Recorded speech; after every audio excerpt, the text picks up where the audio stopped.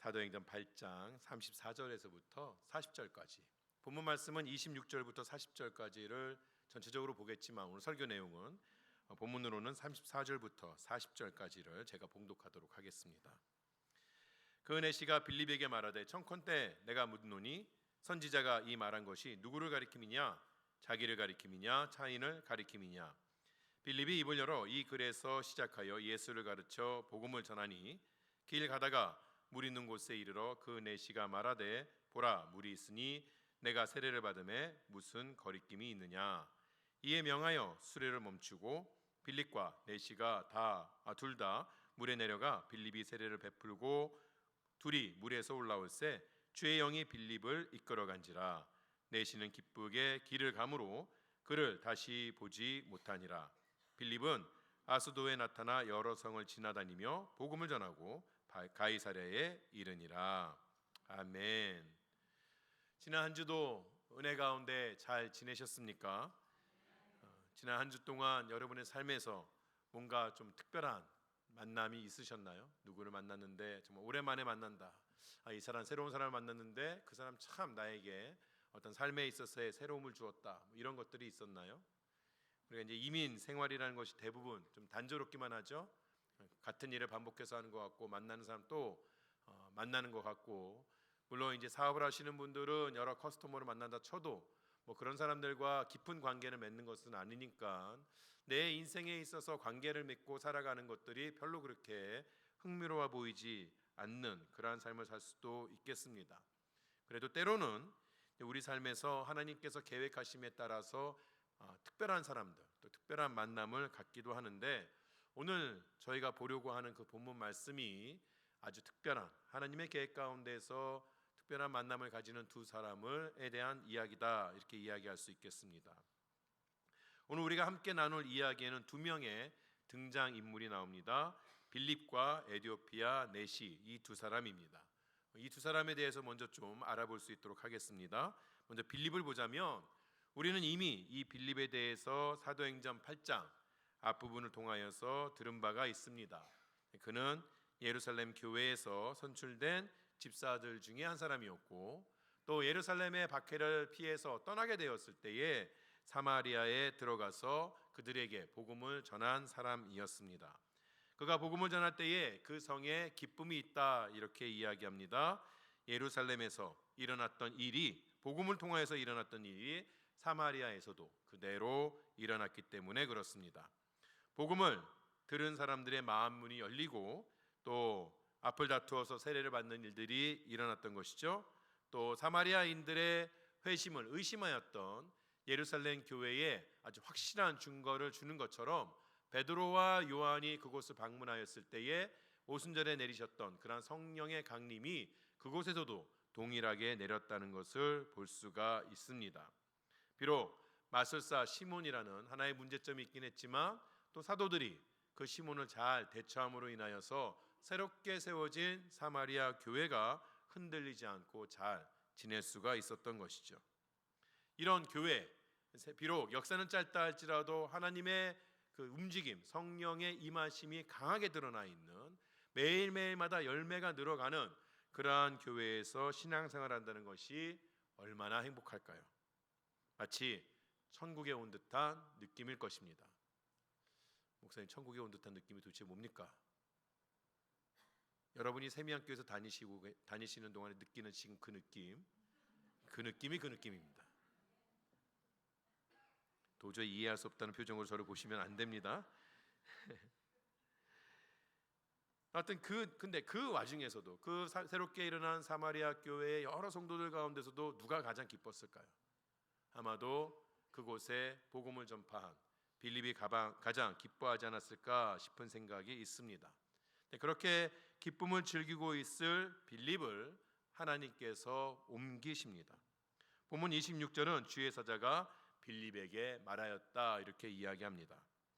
주의 사자는 성령을 가리키는 것이죠. 하나님께서는 사마리아에서의 빌립의 사역은 이제 끝났다라고 여기시면서 그를 다른 곳으로 이동시키시는 것입니다. 베드로와 요한이 사마리아를 방문했다가 그곳에 계속 머물러 있는 것이 아니라 다시 예루살렘으로 떠나면서 가는 길에 사마리아의 여러 성들을 거쳐서 복음을 전파했다. 이런 이야기가 나오기도 하고, 또 사도행전 후에 보게 되면 이 바울도 한 곳에 머무르지 아니하고 여러 성읍들을 돌아다니면서 사역을 행한 것을 보게 될 때에, 이 당시에 복음의 사역자들이 한 곳에 머무르지 않고 여러 곳을 돌아다니면서 순회 사역했던 것들이 이 당시 하나의 교회의 특징이다라고 말할 수도 있겠습니다. 그렇다면 빌립 역시 처음부터 가고자 했던 곳이 가이사랴였다는 것을 우리가 더 짐작해 볼 때에 하나님의 부르심이 아니어도 빌립도 역시 그 사마리아에 계속해서 머무르고자 했던 것은 아니겠죠. 어느 순간인가 그것을 떠나려는 마음이 있었을 것입니다. 떠나긴 떠난다 할지라도 주의 사자가 지금 빌립을 옮긴 곳, 빌립을 보낸 곳이 어디였나요? 26절에 보게 되면 일어나서 남쪽으로 향하여 예루살렘에서 가사로 내려가는 길, 이렇게 되어 있습니다. 그리고 그 길은 광야라고 성경은 우리에게 말해줍니다. 사실 이 길은 예루살렘에서 출발해서 애굽으로 가고자 할 때에 그 사람들이 갔던 그런 주요 도로 중에 하나였습니다. 예루살렘의 그 산등성을 쭉 내려가서 비탈길을 내려가 가사, 지금 보게 되면 한국으로 따지면 서해안 고속도로 그 정도 되나요? 거기에 마지막 톨게이트 정도 되는 곳이 이제 가사인 것이죠. 우리가 흔히 이야기하는 유대 땅, 팔레스타인 지역, 거기에의 마지막 관문이 가사라고 말할 수 있습니다. 사실 이 길은 예루살렘으로부터 시작해서 가사로 가는 길은 사람들이 없는 그러한 길이 아니라 많은 사람들이 지나다니는 중요한 교통로라고 이야기할 수 있는 것이죠. 그럼에도 불구하고 지금 누가가 그 길을 그냥 많은 사람이 지나다니는 곳이라고 표현하지 아니하고 광야라고 표현하는 것은 그 길이라는 것 자체가 복음을 전하기에는 사람들 눈에 보기에 그렇게 합당한 곳은 아니라는 것을 우리에게 말해 줍니다.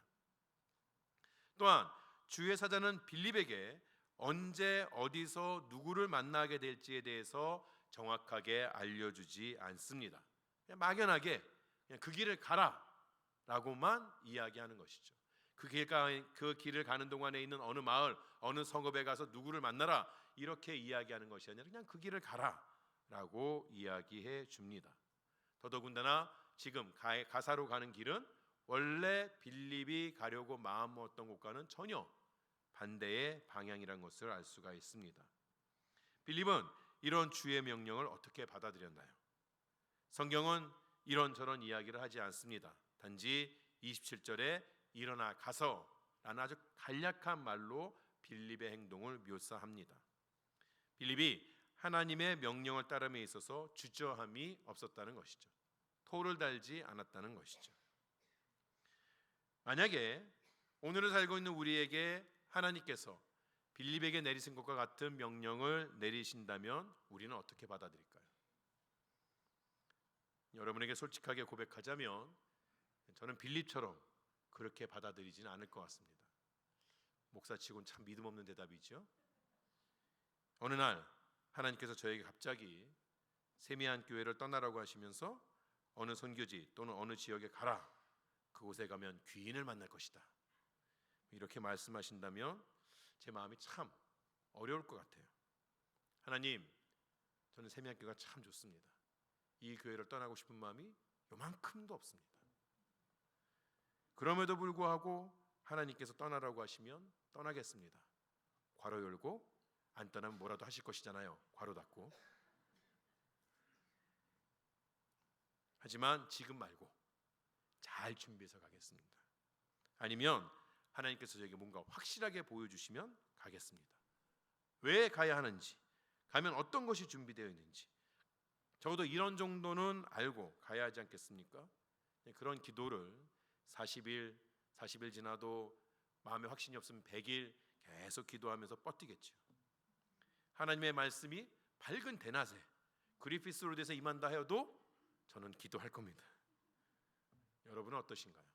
하나님께서 오늘 여러분이 있는 곳을 다 내버려 두고 갑자기 확실하지도 않은 무언가가 보장되지도 않는 그곳으로 가라 한다면 여러분은 어떻게 하시겠습니까? 아시겠다고 마음을 굳게 먹으시는 분들이 보이는 것 같아서 여러분이 저보다 낫다는 생각을 해보긴 합니다. 우리는 우리가 믿는 하나님이 전능하신 하나님이라고 말합니다.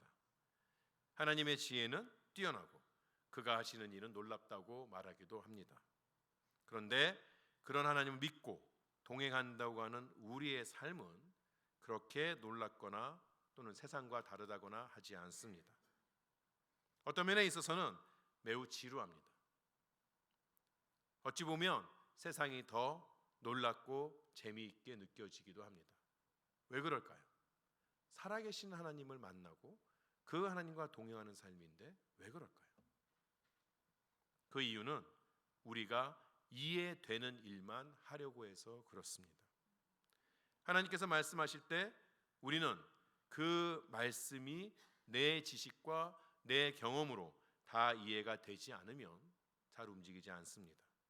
내가 상상할 수 있는 범위 안에서만 움직이려고 하니 모든 조건과 상황을 뛰어넘는 하나님의 신묘막측하신 일이라는 것은 우리 인생 가운데 벌어질 리가 없는 것이죠.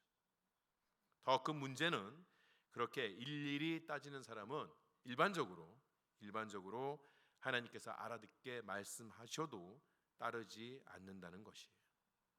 여러분, 우리가 우리의 자녀들이 한 4살, 5살 정도 되었을 때에 아이들이 해야 하는 모든 일들을 그 아이들이 이해할 수 있도록 다 설명해서 시킬 수가 있을까요? 우리가 잘 설명해도 아이들이 우리의 설명을 잘 알아듣지 못할 때가 많이 있습니다. 그들이 가지고 있는 지식, 경험 이러한 것들이 우리의 설명을 이해할 수 없게끔 만드는 것이죠. 아이들에게는 자신이 이해가 되어서가 아니라 부모가 하라고 하니까 해야 하는 경우가 참 많이 있습니다. 하지만 그렇게 해야 하는 것이죠. 부모도 아이가 이해가 되지 않는다고 하여서 그것을 다 포기할 수는 없는 것입니다. 아이들도 자신이 이해가 되지 않더라도 부모가 강권할 때에 그것을 따라야 그들의 인생이 바른 방향으로 움직일 때가 많이 있다는 것이에요. 사람과 사람 사이의 소통도 그러할진데 하물며 하나님과 인간 사이의 소통은 더하지 않겠습니까? 하나님의 그 놀라우신 일들은 어떻게 다 인간의 말로 우리에게 일일이 다 설명해 주실 수가 있을까요? 우리의 신앙이 신나고 흥분되는 또 재미있는 신앙이 되려면 하나님의 뜻이 이해가 되지 않더라도 그것이 하나님께서 원하시는 것이 확실하다면 발걸음을 떼어야 하는 것이에요. 그러면 예비된 복이 우리에게 나타나게 됩니다. 그래서 우리의 신앙에 있어서 순종이 중요한 것이에요. 우리가 자주 인용하는 베드로의 말처럼 밤이 새도록 수고하였을 때 잡은 것이 없지만은 말씀에 의지하여서 그물을 내릴 수가 있어야 하는 것이죠. 빌립은 이 애매하고 이상한 하나님의 부르심에 순종합니다. 우리가 보통 순종의 3원칙에 대해서 즉시로 기쁘게 온전하게라고 이야기합니다. 하나님 옆에 순종할 때에 첫째가 뭐라고요? 즉시로. 두 번째는 애매하게 마지못해서가 아니라 이왕 할 거면 기쁘게. 마지막은 중간에 뭐 하나 빼먹지 말고 하라는 그대로. 그 순종한다 이야기하면서도 하나님의 그 매뉴얼대로 하지 않고 그걸 바꿔서 내 매뉴얼 따로 만들려고 하면 안 된다는 것이죠. 여러분, 랑데뷰라는 말이 있죠. 랑데뷰라는 말이 뭡니까? 둘이 하나의 어떤 장소에서 모인다, 뭐 이런 여럿이서 모인다 이런 말도 되지만 보통 인공위성이나 우주선이 우주 공간에서 만나는 것을 가리켜서 랑데뷰라고 이야기합니다. 이런 랑데뷰는 정확하고 치밀한 계산에서 나온 계획에 따라 각자가 움직여야 하는 것이에요. 누구라도 그 계획을 따르지 않는다거나 조금이라도 지체하게 되면 이루어질 수가 없습니다. 지금 빌립에게 하나님의 명령은 마치 뜬구름 잡는 것과도 같지만 하나님께서는 분명하고 정확한 지혜를 가지고 계신 것이에요. 그 지혜로 계획을 세워놓은 것이죠. 하나님은 이 두 사람을 서로 다른 곳에서 출발하게 하셔서 어느 지점, 어느 시간에 만나도록 완벽하게 계획을 세워 놓으신 거예요. 그런데 만약 빌립이 머뭇거렸다면 하나님께서 계획하신 일은 일어나지 않겠죠. 큰일 났네요. 앞으로 나올 내시가 복음을 듣지 못하겠네요. 그럴까요? 아닙니다. 빌립이 머뭇거려서 이 일이 일어나지 않는다고 하여도 하나님께서는 다른 방법을 사용하셔서 이 내시에게 복음을 듣게 하셨을 것이에요. 하나님께서 예비하신, 구원하기로 작정하신 그 영혼은 어떻게 해서든 구원해 내십니다. 무엇이 중요합니까? 다만 빌립은 이 하나님의 큰 일에 참여할 수가 없었을 것입니다. 사랑하는 세미한 여러분, 우리 인생에도 때로 하나님께서 이해되지 않는 일들을 시키는 때가 있습니다. 그럴 때 내 경험, 나의 사고 이러한 것에 갇혀 있지 말고 즉시로 그 자리에서 일어나서 하나님께서 가라 하신 그 일을 하는 순종의 사람들이 되시기를 바랍니다. 하나님이 가라 하신 그 자리에 우리의 상상을 뛰어넘는 귀하고 놀라운 것이 예비되어 있을 줄로 믿습니다. 자, 빌립은 이렇고요. 또 다른 등장인물 에디오피아 내시를 살펴보겠습니다. 27절에 보게 되면 빌립이 만난 사람이 에디오피아 사람 곧 에디오피아 여왕 간다게의 모든 국고를 맡은 관리인 내시, 이렇게 소개가 됩니다. 먼저 이 사람은 우리가 잘 알지 못하는 것은, 이 사람에 대해서 잘 알지 못하는 것은 이 사람이 에디오피아인, 인종으로 봐서는 흑인이겠죠. 에디오피아 사람인지 아니면 유대인들 중에서 에디오피아에 가서 살고 있는 사람인지가 정확하지 않습니다. 근데 만약에 이 사람이 유대인 중에 유대인이지만 에디오피아에 가서 관직을 맡은 그러한 사람일 수도 있고, 아니라면 유대인이 아니라 할지라도 유대교에 입문한, 개종한, 우리가 이제 성경에서 이야기하는 하나님을 경외하는, 경건한 그런 사람들 중에 하나라고 이야기할 수 있습니다. 이 사람이 이방인이라 할지라도 성경은 이 사람을 이방인의 첫 열매라고 간주하지는 않습니다. 이방인의 첫 열매는 우리가 이제 후에 사도행전 10장에서 보게 되는 백부장 고넬료에게 주어진 특권이 되는 것이죠. 그렇게 이 사람이 정확하게 인종으로서는 어떤 사람인지 알 수 없다 하지만 우리가 이 내시에 대해서 확실히 알 수 있는 것은 이 사람이 대단히 부와 권력을 가지고 있었다는 것이에요. 이 사람은 에디오피아 여왕 간다게의 모든 국거를 맡았다고 합니다. 여기서 간다게라는 그런 단어가 나오는데, 간다게라는 것은 사람 이름이 아니라 에디오피아 왕의 어머니를 가리켜서 부르는 칭호입니다. 그리스의 철학자이며 역사학자였던 스트라보라는 사람에 따르면 이 당시 고대 에디오피아 왕국에서 에디오피아의 왕은 신의 아들이기 때문에 너무나도 경건하여서, 너무나도 신성해서 세상에 속된 일들은 하지 않았다고 그래요. 그럼 그 세상에 속된 일들 누가 하죠? 어머니가 살아있으면 어머니가 해주는 것입니다. 근데 그때에 붙여진, 우리나라 말로 하면 왕태우 이렇게 얘기했죠. 그런 칭호처럼 이 어머니에게 붙여지는 이름이 간다게라는 것이에요. 근데 이 사람이 온 나라를 주관하고 있는데 그 사람 밑에서 그 나라의 모든 국고를 관장하는 사람이니 얼마나 많은 부와 권력을 누리고 있었겠습니까? 지금은 에티오피아가 그렇게 주목받는 나라는 아니지만 지금 이 사도행전이 쓰여지고 있을 그 사도 시대만 하더라도 무역을 통하여서 많은 부를 축적하고 있는, 두드러지게 드러나는 나라 중에 하나였다는 것이죠. 그러니까 지금 이 내시는 지금으로 따지자면 서유럽의 어느 한 나라의 재무부 장관쯤 된다고 말할 수가 있었습니다. 게다가 이 사람이 빌립을 만날 때에 수레에서 선지자 이사야의 글을 읽었다고 합니다. 이 당시에 수레, 하인까지 부르면서 수레를 타고 먼 곳을 여행할 수 있으려면 웬만큼의 돈을 가지고 있지 않으면 가능하지 않죠. 또 이 당시에 그 성경 두루마리를 아무나 가지고 있는 게 아닙니다. 엄청 비싸기 때문에 아무나 가지고 있을 수 있는 게 아니에요. 근데 그것을 사가지고 수레에서 읽을 정도라면 그가 가지고 있는 부의 양이 얼마나인지 알 수가 있는 것이죠. 또 이 내시에 대해서 하나 더 알 수 있는 것은 이 사람의 신앙심이 매우 깊었다는 겁니다. 이 사람은 지금 예배를 위하여서 예루살렘에 갔다가 본국으로 돌아가는 길이라고 말합니다. 한 나라의 국고를 맡아서 관장하고 있는 사람이 얼마나 바쁘겠습니까? 또 이 사람의 자리를 노리는 사람들이 얼마나 많이 있었겠어요. 나라에서 자기가 살고 있는 곳을 비운다면 이를 대적하는 사람들, 호시탐탐 이 사람을 쓰러뜨리려는 사람들이 얼마든지 간약한 관계를 통해서 쫓아낼 수도 있겠죠. 그러한 많은 위험들이나 많은 일들을 감당하고라도 멀리 예루살렘까지 하나님의 명절을 지키기 위해서 왔던 사람인 것이죠.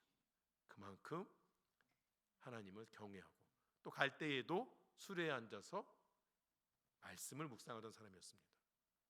여러분 차에서 성경책 보신 적 있으세요? 지금 고무로 된 타이어에 서스펜션이 있는 차에서도 성경 한 글자 보려면 막 울렁울렁 거리는데 수레는 오죽하겠어요. 근데 거기서도 하나님 말씀에 대한 궁금함, 마음의 갈망이 있었다는 것이에요.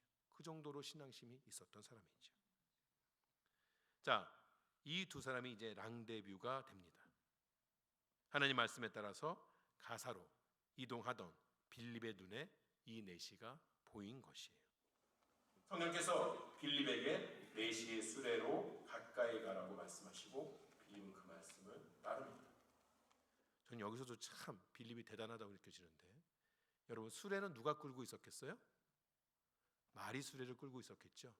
말이 수레를 끌고 있는데 빌립은 성령께서 가라 하니 죽어라 뛰어가지고 그 수레를 따라잡지 않습니까? 따라잡고 죽어라 뛰면서 물어보잖아요. 너 지금 네가 있는 걸 알고 있니? 거기다 이 높으신 양반이 혼자 여행하고 있었겠습니까? 화려한 수레에 수행원들도 있는데 감히 어느 사람이 뛰어서 다가간다는 것이 쉬운 일일까요? 그러거나 말거나 성령께서 말씀하시면 죽을 힘을 다해서 뛰어서라도 그 일을 감당하려고 하는 빌립의 모습을 볼 수가 있는 것이죠. 수레에 접근한 빌립은 내시가 무엇을 읽고 있었는지 알 수 있었습니다. 이 당시에 글을 읽는다는 것은, 여러분 성경 읽을 때 어떻게 읽으시나요? 보통 이제 눈으로 쭉 보시죠. 그러나 이 당시에는 글을 읽는다는 것은 소리를 내어서 읽었던 것이 보통입니다.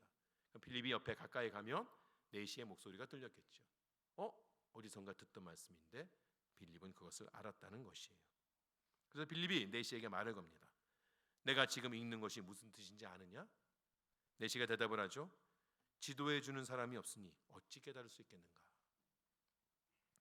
내시가 읽고 있었던 그 부분은 흔히 고난받는 주의 종이라는 별칭이 붙은 이사야서 53장 7절과 8절의 말씀입니다. 오늘 본문에 있어서는 32절과 33절의 말씀입니다. 제가 다시 한번 쭉 읽어드리겠습니다. 읽는 성경 구절은 이것이니 일렀으되 그가 도살자에게로 가는 양과 같이 끌려갔고 털 깎는 자 앞에 있는 어린 양이 조용한 것 같이 그의 입을 열지 아니하였도다. 그가 굴욕을 당했을 때 공정한 재판도 받지 못하였으니 누가 그의 세대를 말하리요. 그의 생명이 땅에서 빼앗겼음이로다 하였거늘. 퀴즈. 이 성경 구절에 나오는 그는 누구일까요?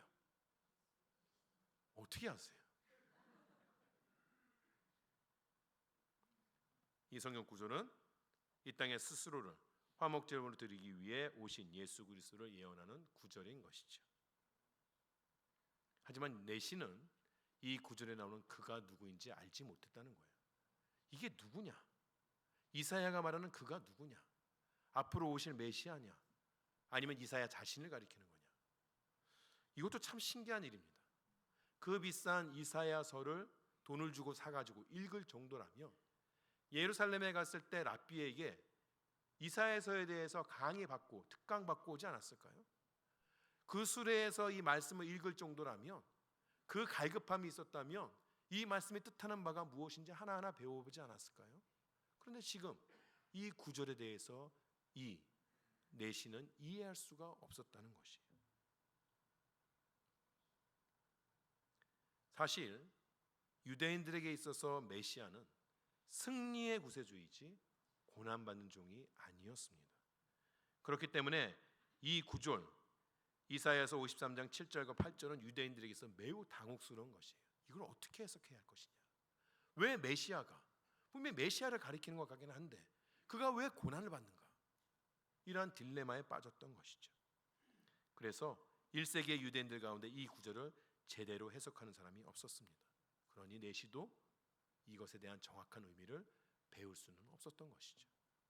하지만 빌립은 알았습니다. 많은 유대인들이 몰랐던 그 사실을 어떻게 빌립이 알았을까요?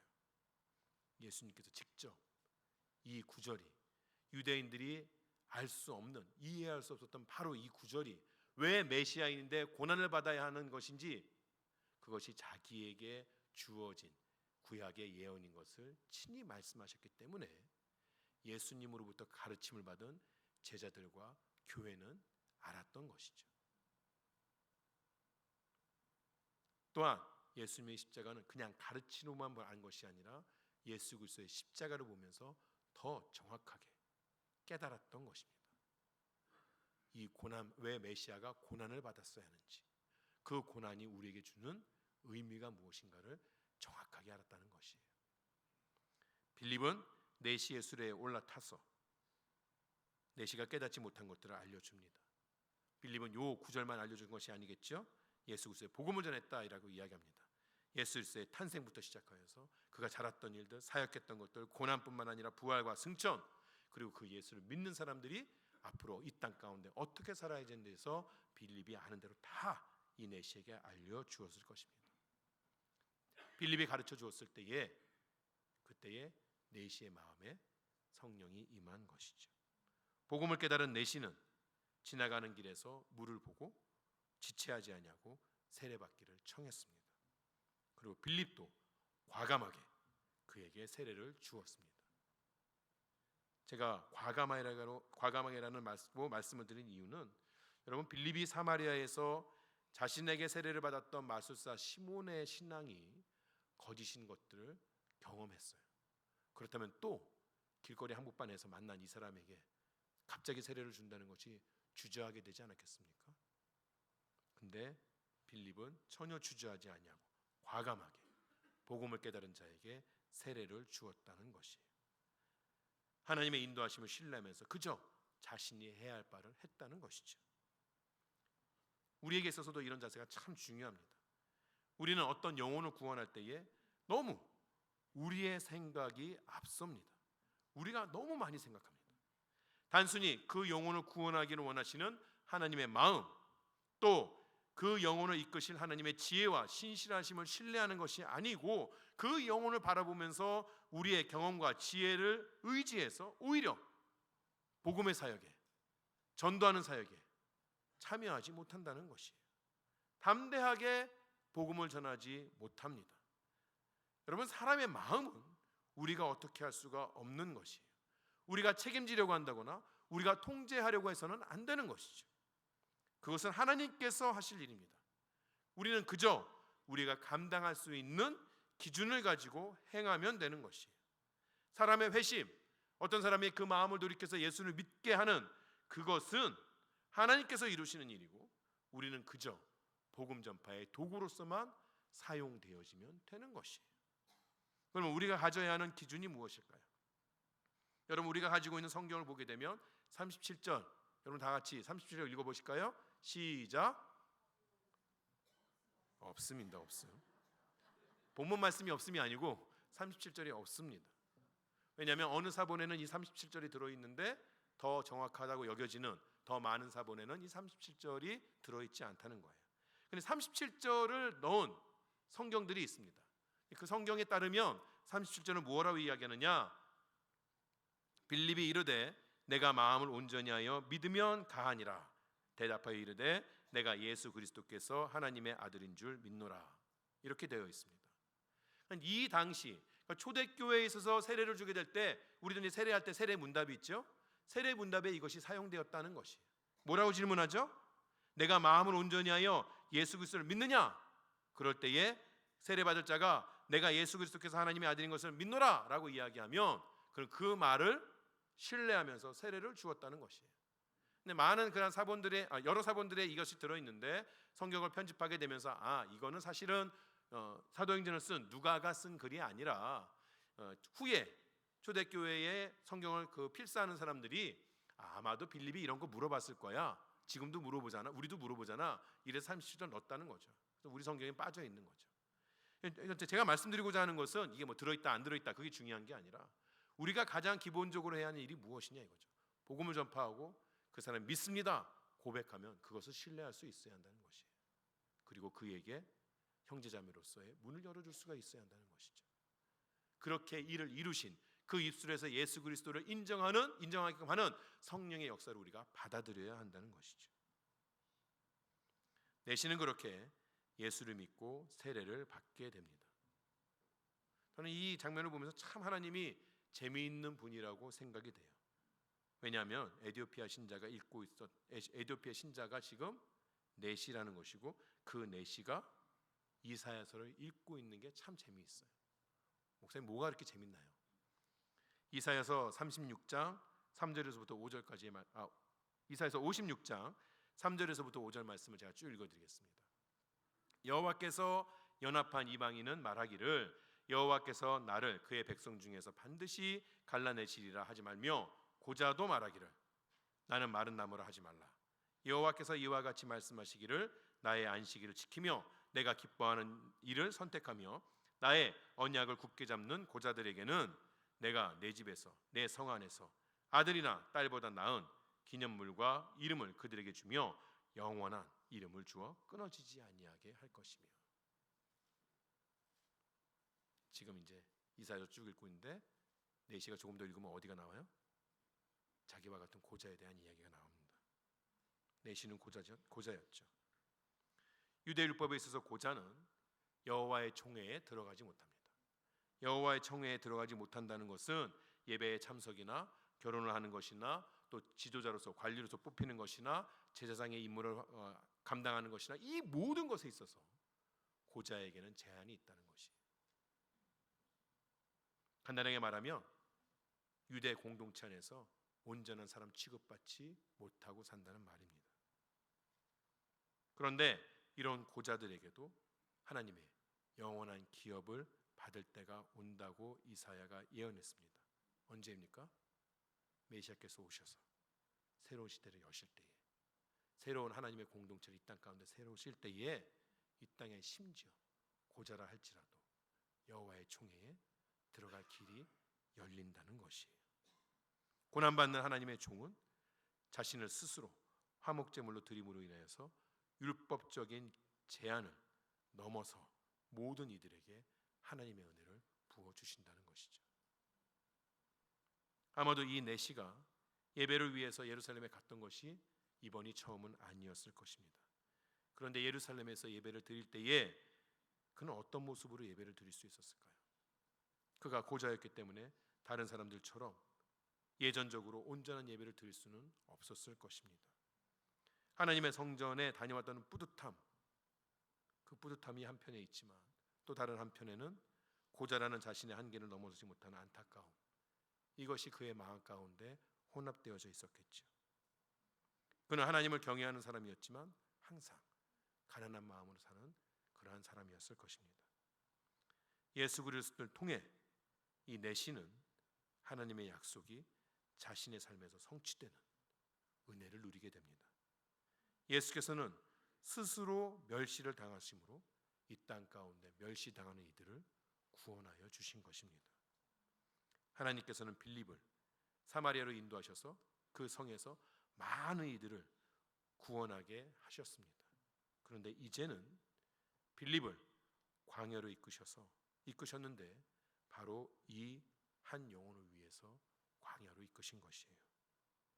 여전히 사마리아의 수많은 성들의 복음을 기다리는 귀한 영혼들이 많이 있었지만 마치 잃어버린 양 한 마리를 찾기 위해서 99마리의 양을 내버려 둔 것처럼 하나님께서는 이 사람을 구하기 위해서 위대한 전도자를 광야로 이끌어 주셨다는 것이죠. 우리 역시 내시와도 같은 사람들이었습니다. 내 마음의 참된 기쁨과 평안을 찾기 위해서 세상에 여기저기 가보았지만, 다른 이들이 좋다는 많은 것들을 해보았지만 우리 마음의 공허함을 채우지 못하고 늘 가난한 마음으로 살아갔던 우리들이었습니다. 영적으로는 어떤 선한 것도 만들어내지 못하는 영적 불임의 상태로 살아가고 있었던 사람들이었습니다. 그때에 예수께서 우리를 찾아오셔서 우리 마음에 응어리진 것들을 풀어주신 것이에요. 세상 어디서도 우리의 마음을 둘 곳이 없어서 지치고 쓰러져 있을 때에 예수께서 우리의 힘이 되어 주시고 피난처가 되어 주셨습니다.